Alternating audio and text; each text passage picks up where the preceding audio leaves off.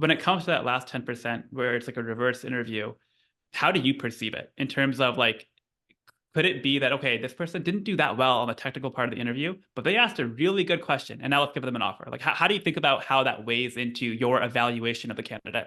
Weighs fairly heavily. And there's a really wide variety in questions that people ask in terms of level of thoughtfulness. Like culture-wise with people who work here, I think there are kind of two kinds of business, basically. And like I think you can kind of scale, like as you scale up, I think there are kind of two ways you can do it. I think one is a company applies more process, which is kind of normal, where everyone becomes like a cog in a machine and like they dictate like how fast you should spin or something. I think the other route is going bigger on autonomy and like having kind of a more distributed feeling team that's kind of wider and flatter.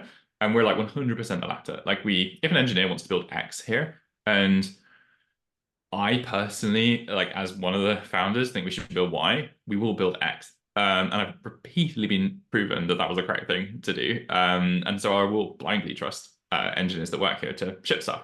As a result, when I'm listening to them ask me questions or I'm answering their questions when they ask me interview questions the other way around, I can't trust someone to decide what to build if they don't have a grip on how the business is doing. Like they need to understand the company strategy and using the questions to show me that they kind of get what we're trying to do. With us, it's particularly easy because it's like literally written down for them. Asking something a little bit deeper that shows you this person's looked us up properly makes me feel like we're not being treated transactionally, like they actually want to work here. But I would expect someone to be, I don't think they're to me, that's a flag that they won't stay here long. Like that, if they are treating us transactionally, like in my head, I'm a bit like, this person's going to try and grab some options and move on or something to diversify. And for me, that's painful because I'm going to have to replace them. We lose a lot of like institutional knowledge if they leave and so on. So like, we really want people to stick and be here a long time. Like we really try to look after people properly. It's a signal to me if they have thoughtful questions that demonstrate basically an understanding of what the business cares about. It is a big plus. Also happened the other way around, where I'd say like there's been a candidate that's been pretty solid. Kind of when I've talked about like culture fit or technically or whatever, and they've got through the technical interview and I've gone through a culture interview, and then if the questions are very shallow, it totally puts me off moving forward with someone because it kind of shows me that this person isn't that engaged in us as a Yeah. business. And so again, like I don't know, like another example is I think some companies will try extremely hard to close like a specific candidate. Whereas my attitude is like, actually, I don't think that's healthy. Like if someone doesn't really want to work here and I have to like try like hustle like mad to get someone to join us and accept an offer and like totally bend over backwards, I Yeah. don't think it's a great sign that we're somewhere they want to work, which means like, okay, cool, they're going to join, and then they'll want like a pay rise 10 minutes later, and they'll quit, they don't get it, and stuff, and like it's going to create an environment where people, an environment of self-interest. So yeah, it's a good way of like kind of showing that you're just interested in what the company's trying to achieve, and like I don't expect undying loyalty or whatever. Like it's very important. I think it's a good opportunity to look better, and it's also something to avoid looking bad for sure. Like 100% you can get a fail in an interview here based on like asking questions that are like kind of dumb. There is a lot to lose, and potentially you could even a lot to gain if you ask really good questions. Like the way I would frame it is like you have the technical, among other things that are being evaluated, you have the technical part, and then you have the like ownership or autonomy part, which I think postdoc is really big on. And so the technical part, yeah, that is where you get a lot of signal from the 95% of the interview, where the company is evaluating the candidate. But I think a lot of the signal for the second part about ownership, autonomy, how much do you care, how thoughtful about are you about the product? An asymmetric amount of that information comes from that last 5% where the candidate is asking the company question. So I think there is this blog post I think resonates a lot with me because I think so many people don't realize that huge amount of impact that could have, and it could actually really hurt you if you don't think about it enough.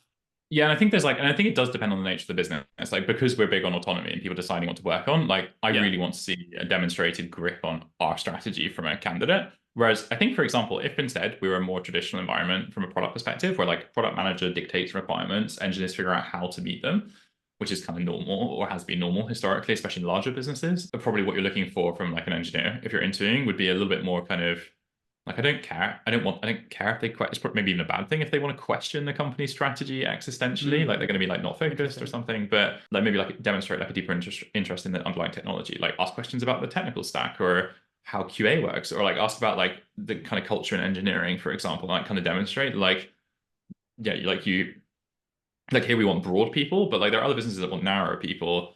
Like maybe places that are more scaled than us, for example, like trying to, if you're applying for like an SRE role at some huge institution, like they're probably like demonstrating like very deep technical interest is probably quite important too. So yeah, I think I would just get the vibe of the place you're joining down, and then ask questions that are kind of in line with that. How did the advice change when we talk about big tech, right? I think a lot of people watching, their dream job is I want to go work at Google or Meta or Microsoft or whatever.